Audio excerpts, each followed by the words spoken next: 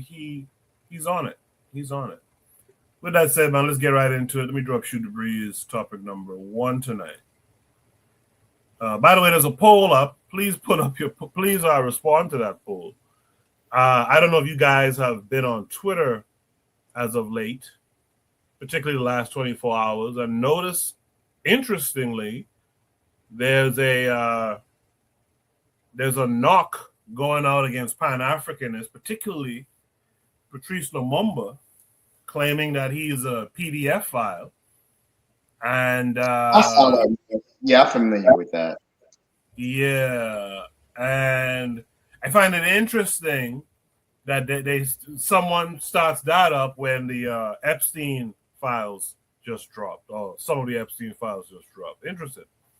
But let's get into it, man. Should be topic number 1 says, we just have to talk about this. What is this? Let me share the attachment that came along with this and make sure you guys can see my screen. So this is the attachment that came along with this Should Be Sub number 1. It's from Asaki GRN, I guess.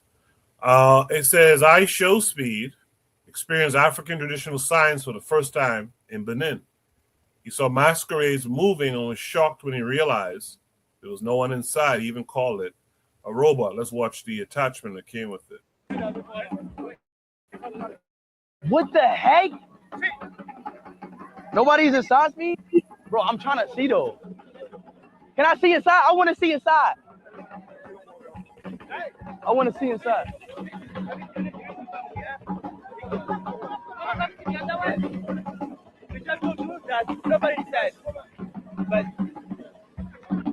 What the heck? Wait, how is this moving? How is he moving?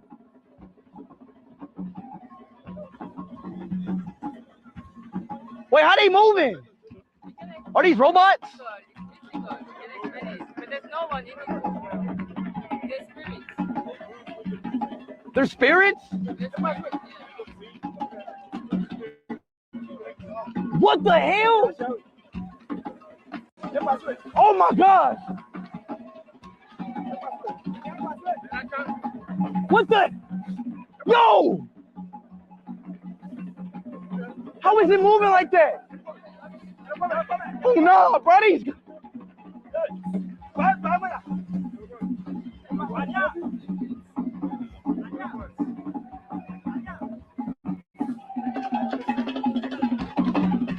What is this one doing? Oh, how is he moving? Bro, he. Interesting video. Let me make sure that there's no more. Someone posted underneath, I don't understand how we were colonized if we can do stuff like that with the Eddie Murphy shark meme.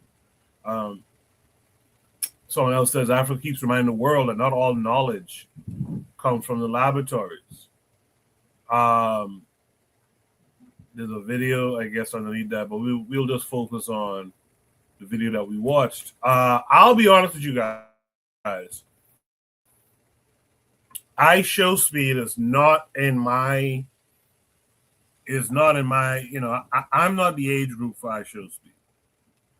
When I first saw IShowSpeed some years ago, he was doing kind of gimmicky, kind of, how do I want to put this? But, eyes bucking type stuff to me when I first saw him. But in recent years, he's been doing some interesting things, man. This kid is really athletic. This kid has beaten like professional runners and stuff, and has emulated on the spot, at least from what we're told and we see, has emulated on the spot things like gymnasts have been doing. So I like that. But in particular, I like this move he made, this tour he made through Africa. And I haven't watched every bit of it, but what I've seen was pretty good. Interestingly enough, IShowSpeed kind of revealed his father kind of revealed that he has tether lineage. I don't know if you guys caught that. I wonder if that will do anything, harm or good, for his content and how many people subscribe and view his stuff. But his Africa trip was pretty good, and we're going to talk about a couple things concerning that tonight. Right now, we're talking about the African science that he witnessed. Black Steel, what say you to what you just saw? I mean, I can't really explain how that works. I mean, I would like to know as well. How did that happen? How were those moving? They say it's spirits. I'm inclined to believe them. Um, so I've seen these pictures before. I've always been curious to as to how these things were invented and whatnot. If they say it's spirits, and I'm inclined to believe them. Why I have no reason to doubt them. I'm happy for Speed to see that. I think it's important that we get in touch with African spirituality. Don't demonize it. The way he was acting, like, I get it. He's new to this whole situation. You know, he was like, "What? How is that? How was that moving?" It's almost like he was almost frightened by it, which I could understand. If you don't grow up in a society that values African spirituality, you're going to see something like that, and it's going to freak you out. So, otherwise, I think it was amazing. I want to know how they do it too. Honestly, I'm uh, I'm confused as well. I want to know the trade secret personally, but it was very interesting. I've been seeing some of his tour. I think it's good that he's reaching out to the family back in the motherland, building real connections. He's showing a very positive side of Africa, and I think his tour is doing some good. I think. Black Steel, did you happen to see that when he was in, I guess he was in Liberia. He was Liberia or Sierra Leone. I think it was Liberia. Did you see that some Africans came up to him and said, "Yo, we're Watkins. We're from." It was Liberia. What? Say It was he's from it was in Liberia. Cleveland or something like that. It was Liberia. Yeah, Okay. he found Yeah, from we're Watkins in Watkins. Liberia. Where you're from. Yeah. So I thought that was very interesting that happened as well. And then of course, there'll be the haters, the doubters, etc. But I thought that was very positive.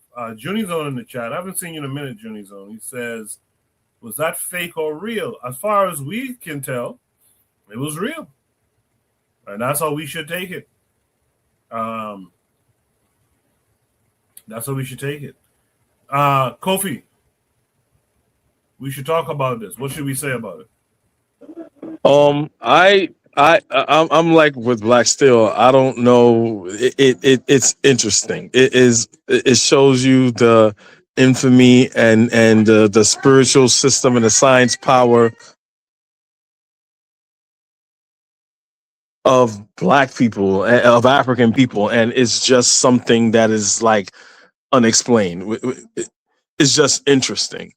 It reminds me of the doggone people, right? The doggone people and if anyone know about the doggone people, I don't know if it's still on YouTube. It's if you guys are trackies, you know who Leonard Nimoy is. He was the narrator talking about the doggone and about how Cirrus B basically being a star, right? But the doggone people know that was a binary star. Binary star meaning it was two stars. But when you look at it with the naked eye, it looks like one star. It was a star in a constellation. Oh, I forgot the name of the constellation. But they told them, the white people went back to the observatory, point the telescope there, and it was like, okay, it's a star, but it's one. When they further analyzed it, it was two stars. Like, how do these Negroes in Africa with their naked eye know that this star that you need a telescope to see is two stars, Sirius A and Sirius B, right? That is a lot that we have. So everyone know our brother that passed a while ago, on Dr. Recorder Rashidi, he spoke about this. And basically, if you go further back in time during the dissolvement of Kemet, right, you had a lot of the ancient Egyptians. The Egyptians left. They say a lot of them went to West Africa, right? So it's a lot of spiritual systems. So they're coming from they're coming to West Africa with centuries and centuries of knowledge of how the stars work and constellation work.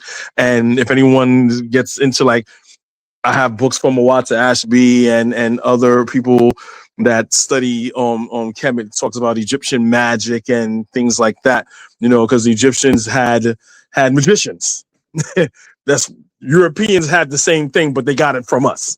They had magicians, and they did things that was just astounding. So this just points to infamy, a level of spirituality that we just don't know. And usually the same people, the doggone, what's the name of this book? I gotta get in my library and get it. Something with foxfire, something with the fox. Anyway, is this French archaeologist went into study the doggone people to see how they know that. It's a priesthood. They're not just going to tell you that. They're not going to tell you that. So it's something that's passed on by generation by shamans and priests that are in contact and know how to make this work. They're not going to tell them nothing. They're not even going to tell their own people nothing. You got to go through a rites of passage and everything to be a part of that, to carry on that tradition. So this is something I find very interesting, and I really push all African people to, look, really like study this, because I'm very, very curious to know. Kofi, I don't know if I missed you saying it, but you know where the Dogon people, where the priests and stuff come from, right?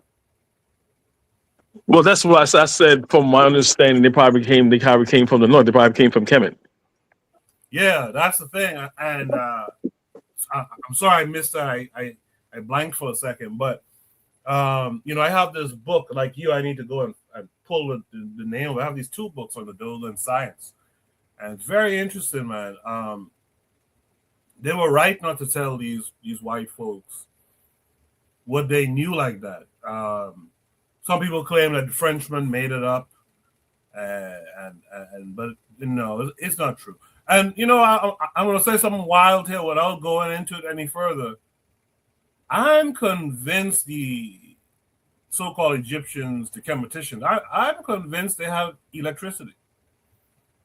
Yeah, they do. It's called the Baghdad. They call it the Baghdad light bulb, but it's something that they made, that because they say down deep when you go into the catacombs in Kemet, they have these things, like, okay, and they figured out it was just like like candles or whatever, but they say that deep is not enough oxygen for for the candles to stay lit. So how did they do it? And they found where, again, science, big science they have, where they put a couple chemicals that they had. I don't know the name of the exact chemicals they had. They put it together and it gave light. It's called the Baghdad battery.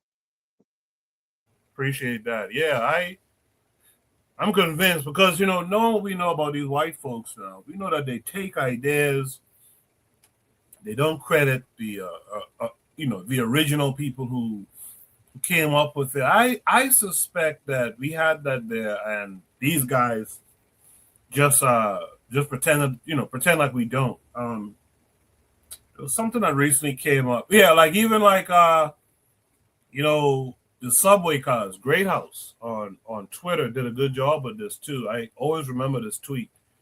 Like the subway cars in America and all over the world, actually, they are certain. The wheels are certain, or the tracks are a certain amount of feet apart. I think it's 8 feet something, and they got that from the chariot. The distance and length between chariot wheels out of Kemet. I find that so interesting, but they won't tell you that. they went back and studied, well, what was the chariot length here? And why were these chariots so good in warfare, and transportation, and all that kind of stuff? And they applied that to their shit. They'll never tell you that.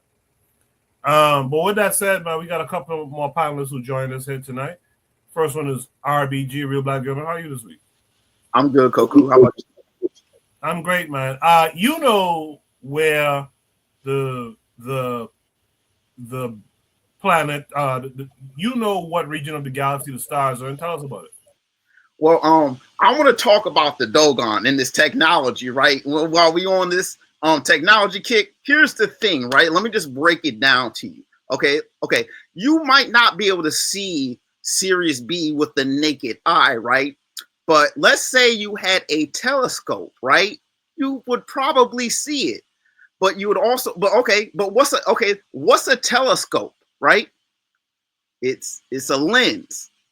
How do you make a lens? You need sand.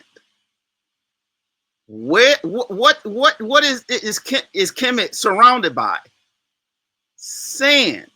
Okay, let's say you have sand, you have electricity. You can make a lens. Now here's the more kicker stuff, right? The atmosphere in the desert is incredibly clear, plus no pollution like in modern times, no haze, right? And eyesight is excellent if you're a professional astronomer. So you're a professional astronomer with excellent eyesight. You have a lens. You're looking at Sirius. You're doing it all night, every night, because that's your job.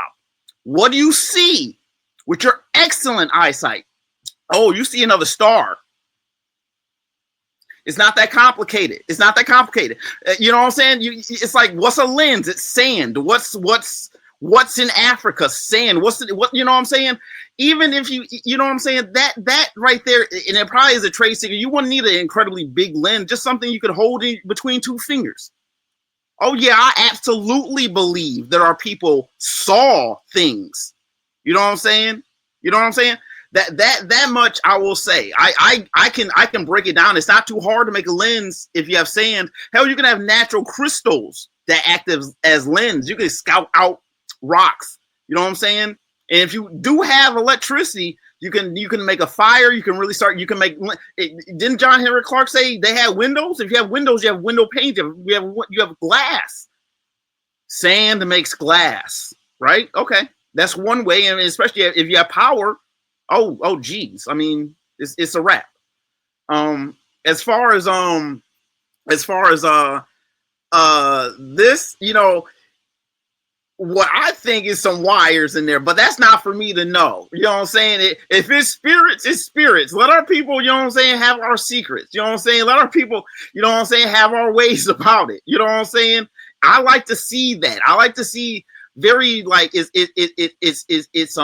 vibrant to see that. You know what I'm saying? It's you know, you don't to understand that our people can do such things. You know what I'm saying? I like it. I've seen some things in Africa where it's in Nigeria in particular where it's like, you know, it seemed like a mannequin, but that you know what I'm saying, takes some hydraulics. You know what I'm saying? Probably got, you know what I'm saying? I think it's wires, but that's for me. That's for them to know and me to find out. You know what I'm saying?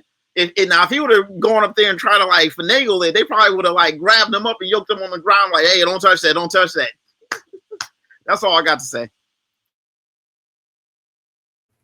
Yeah, quite possibly. It's quite possible, but I think that's also the ingenuity of it. Like the fact that you couldn't, and they've been doing this for a long time. I think that's the ingenuity of it. You can't tell. I was talking to Brother Bakari earlier today, and I was talking about how, you know, this white man, a part of his warfare is this mysticism, this, you know, gas them up, and Joe said, and we'll call it the occultism and stuff like that. But these guys did things like that to Africans when you know, to Western Africans who have forgotten or what have you. But they did stuff like that. They'll come shoot an African with a gun, kill him, let all the people watch this dead person, and then pull a similar looking gun, but it's a cap gun, it's a little firecracker gun, and they'll shoot a white guy, and the guy lives. And of course, we didn't know no better. We like, wow, that science is strong. So it's time for us to embrace some of our science. Our science is strong too. If you can't explain this, you have to chalk that up to our spirituality. Buana, were you able to see the video? The last part of it, but I guess you just do. I guess you just. Shout out to all the good brothers on the panel. I hope all y'all are well, and I hope all your families are well. Let me just start saying this. Yeah. My granddad was a big believer in WWF wrestling. He used to love wrestling, Dusty Rhodes and all those crew. And you couldn't tell my grandfather when he was alive that wrestling wasn't real. You couldn't tell him that. And I don't feel like I have a biologist on the panel. I got a scientific mind in the mind of Kofi on the panel. I got a senior teacher. And it seemed like, by the way, RBG, I really appreciated your breakdown on how you reasoned through what was going on. I really appreciate that, bro. I embrace that. But we have some scientific minds on the panel. You all believe in African magic. Excuse me. Let me say this. I am a big believer in. I used to like to watch David Blaine. David Blaine was well. I guess I don't. I think y'all know who David Blaine is, a famous magician. But and I used to watch his magic tricks, and I used to say, how did he do that? Until I started watching YouTube, and they started explaining the magic tricks. It's like unmasking magicians' tricks and things like that. When you see how the magic trick works, maybe it takes away the mystery out of it. But it's not spirits, man. It's not spirits. I'm closer to RBG. It's wires. It's they using the technology that they have to rig these things that make the human eye make it seem like spirits working. Come on, fellas, man. You all know better than that. It's not magic, man. It's not even African magic. It's just something that we don't know how the magic trick actually works because it's not observable to us right now. But we don't believe how. Well, I don't. I don't believe it's African spirits. Let me put it like that. I think it's the way that they work in it and rigging it. Maybe wires, small wires, things like that, as giving it the appearance of something that is actually not. Penn and Teller have many magicians on their show, and they do different magic tricks. And if you watch it, you would really think that these guys have something that's beyond the physical realm. But I don't agree with that. It's the way that they doing it. And when you watch like magic tricks unmasked, you realize it's just a trick. It's a trick, so that's why I am with it. But Buana, I can't let you do that too tough. I'll say this. In the European magic that you're talking about, there's usually a bait and a switch that if you watch it enough times, which is why they try not to televise these things too tough. Because if you watch it enough times, you'll see it. There's a black guy who does some shit on YouTube and stuff. People might call him like a Jones, like a vagrant or something like that. But he does these tricks in front of people in a diner, and the people can't figure it out. Yeah, that type of thing has the bait and switch to it. But I'll ask you, since you've watched a lot of magic stuff, where's the bait and switch here? I don't. I could, but how you could ask me that? I don't know how the magic trick actually works. These guys probably have a way of doing it. But if okay, I'm not in that place. But as RBG said, if you was to go up close to those fellas and try to grab something, they'll tell you, say, oh, wait a minute. This trick only works from this distance. My thing is, the magic trick I want to see my brothers do in Africa is Paul B has been in power for more than 40 years. He's 90 years old, running as president, and Museveni is just won another election in Uganda. My magic trick to them is get them out of office. How about that? Let's try it out. Yeah, that magic trick might probably entails them embracing the African spirituality. Does Kofi want to add something? Yeah. Now, me, y'all know I'm from Guyana, right? But I was not raised in Guyana. Everybody that I talked to that was raised, if my friends from Jamaica, St. Kitts, and wherever, they always got some jumbie story to tell you about something that they can't explain in the spiritual realm. I'm not talking seeing Jesus from a cloud or the stairway to heaven like in the Bible. No, I'm talking about some some Obia type of thing. And I'll have my Guyanese friend that grew up in Guyana and my Jamaican friend grow up in Jamaica, and they just have these Obia stories. And I'm just sitting there like, what? And it's like, bro, I can't explain it. I know it doesn't make sense, but I see this fly, I see this person did this and this thing with this and that and that. And I'm like, what?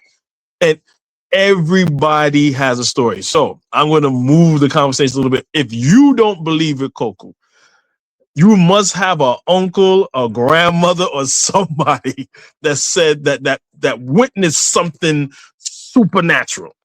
Because it's always old people that's like our great grandparents' age. Even in America, you may hear something every now and again. Black Americans will have some story, and they say, "Oh, that's just an old wives' tale." Or is it just me and my friends? No, so Kofi, what I've heard some people say is they're from Africa. They are Indians because their grandmother told them so. We didn't come from Africa. We are natives to this land. Why? Because my grandmama said so. That's the argument you're giving me right now. You cannot tell, brother, that people on the island, No, I'm talking not about people everyone. who witness it, not hearsay. People that say I seen this thing Yeah, happen. but you're talking about unscientific men witnessing something. Of course, they're not going to be able to explain it in the scientific way. They island people. They know about fishing and drinking rum, and it's when they see things that's beyond their understanding because they don't understand. Many of them don't understand the scientific world and how that works. So I expect them to believe in spiritual things when you can't explain it in a scientific way. I expect that. You should, yeah, and you should too. You should know better. That's what I'm saying. All right, I want to get my boys them to come on, and they'll explain it. I'm gonna get them to come on. Yeah, I think we shouldn't lose touch with our roots in that way because another group tells us, only believe what you see, right? Meanwhile, they're practicing all kind of sleight of hand and all kind of shit, right? But I know, for example, what Kofi is talking about. I just was talking to an aunt of mine um, when I was home the other day, and she's not African descent or anything. She surprised me when she told me when she was a child, she used to see dead people. She used to tell my grandmother, her mother, that she saw so and such walk the yard and this, that, and the other. That stuff happens. That stuff happens. We might, and it's funny because where Boana people from, them people believe heavily in the spirit world, man. Have you Big has time, anybody here big seen time, big time. has anybody here seen that show Welcome to Derry, the Pennywise show? Yes, sir. Yes. So yeah, so one of the characters on there, that was his ability. He could see dead people. He's actually a character from one of Stephen King's books, but in the show, he has his ability, but he was able to control it. But then in dealing with the Pennywise creature, um, his ability gets unlocked. So now he not only can he see them, but the dead know they can see him, and they're trying to get his attention. So I just thought it was an interesting tidbit. They put that in the show. Black I Steel. think Black. I just real quick before I lose that thought, Boana, I think that character Halloran, who's also in the Shining movie, I think they should do a show just about that character. But that's just me. Me Uh, too. go ahead, Boana. Sorry Yeah, for that. yeah. Black Steel. So I watch these programs too, where people see dead people and things like that, right? That dead Civil War ghosts come back to life or whatever. I'm asking myself a question: out of all the torture and mayhem that happened to our ancestors, whether it's in the Caribbean or even in the South America, how many white people live in these on these plantations, these old plantations. I would expect them old slaves to come back and just be wearing their asses out all night long, just hiking them every night. I don't hear stories like that. Why come I never why don't I hear stories like that? Like this, like a slave they tortured and maimed and cut off his foot, just come back and just wear out the master's great grandchildren. I don't hear them kind of stories, you know? Maybe they don't tell you that. Maybe they don't tell you that. First of all, maybe that's not how it works. But maybe the people who receive that reckoning, they don't tell you that, so your black ass don't know. Hey, you know, your ancestors can come back and dish out some cut ass here. Maybe they don't tell you. Maybe. We got to be open to. Here's what I've learned through doing Shoot the Breeze, especially, and I've come to this conclusion, man. I rather talk about what my ancestors, my people, talked about, than to talk about what other people's people was talking about. I really don't want to talk about no story involving Mary and Joseph and all this old shit. I rather talk about here's some stories. This is why the father of Black History Week, which became Black History Month, I can't think of his name right now, but Carter G. Woodson. Carter G. Woodson. He writes that African children's story. That's a great book that we overlook completely. And that book, you could probably buy it for $3. That is not an expensive book, but just a great source of connecting us to the stories, the ideas, and things that our people talk about. Instead, we talk about the ideas that other people talk about, which is indicative of that Patrice Lumumba discourse going on Twitter, by the way. Is there any other thoughts on this showing from IShowSpeed? Yeah, I'll give a shout out for him from doing the tour. You know what I'm saying? I saw some posts on it. I haven't really paid attention. I did see how he did get some abuse up north. I did see that. But you know what I'm saying? Please, I mean, it's glorious to see. You know what I'm saying? More of it. I want more of it. That's all I got to say. Okay, thanks for that. In the chat, the matron says African spiritual tech is very different from Western spiritual tech. We are taught to demonize the fetishes of Africa when, in fact, African technology is superior and our way to freedom. Absolutely, I agree with that, matron. Oh, can I add one more thing? I put the Dogon. Like the thing is, like, just we had to keep in mind that our eyes are trash. You know what I'm saying? Just with these screens and all that. Our people's eyes 4,000 years ago were excellent. They could see the tits on a tick. I'm telling you, from the 20 feet away. You have to train your eyes and to have excellent vision because Sirius is like the brightest star in the sky, and any other source of light that would be surrounding it would basically be drowned out by it unless your eyes can resolve it. And I mean, you have to have like 20 like half vision. I'm talking about like the greatest eyes on earth, you know, human eyes, you know what I'm saying? Just to give you the idea that it can be done. And I'm saying if you have a lens, it makes it that much easier. But you also have to have excellent eyes. Just go back to how just living in a world without, you know, that's more natural. And I mean, basically, the night sky was the entertainment of the world. You know what I'm saying? Like I say, your job as an astronomer, I'm going to keep looking at these stars. I'm sure someone looked at Sirius 100 times and didn't look at it until the other Sirius B was in the right spot of the orbit, which you could actually see it, a clear night, and they saw it. You know what I'm saying? And the thing about astronomy, it takes more than one person to see it. So you got to hand that lens to someone else and say, do you see what I see? And if, you know what I'm saying? Give that to a third person. Yo, there's another star out there, and that's how it started. That's all I got. That's all I got to say. I'm not sure if that's how Sirius B was discovered by modern astronomy, because you can't see with the naked eye, no matter how sharp you are. You know how.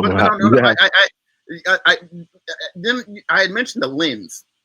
You know what I'm saying? You got to have a lens. Oh, I thought you meant without the lens. Oh no, you got to have a lens, but your eyes still have to be I mean, even with let's be honest. Like, I mean, nowadays you can refine things. Just the way of measurement, just the nature of the just collective advancement of things. I'm not saying there are people can't make a lens, but your eyes still have to be excellent to even begin to resolve what you see in that lens.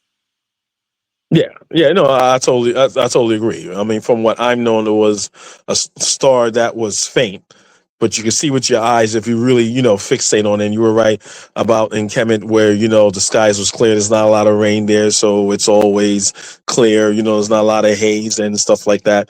That's what make them masteries of astronomy and astrology, if you like it or love it.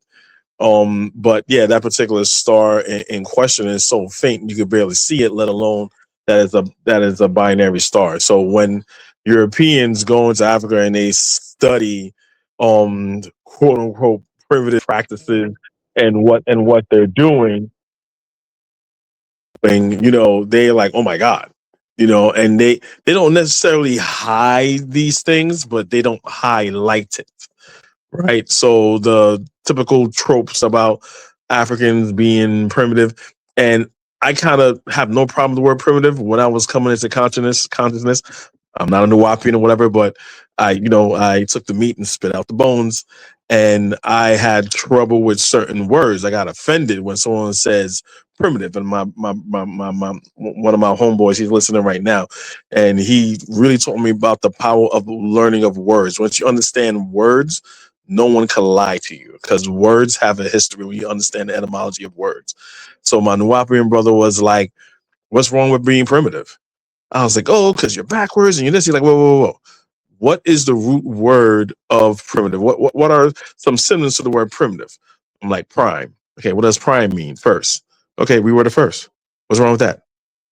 And he just blew. I was like, wow. He just blew my mind. He said, don't let people take something that is valuable and turn into something nasty because they know you're the first to do something. There's nothing wrong with being the first to do something. So when they say primitive, don't think that as something that's a slight. You were the first to do it, and they still can't figure it out. So yeah, I just wanted to add that. I like what Sister Cheryl said in the chat. Shout out to Sister Cheryl, Afro Native World, Trigger Happy 262 Plus, who joined us in the chat. Sister Cheryl says science couldn't explain 1804. I'll leave that as the last Facts. comment. I'll leave that as the last comment to that prompt. So let's go to Shoot the Breeze topic number 2, man. Shoot the Breeze topic number 2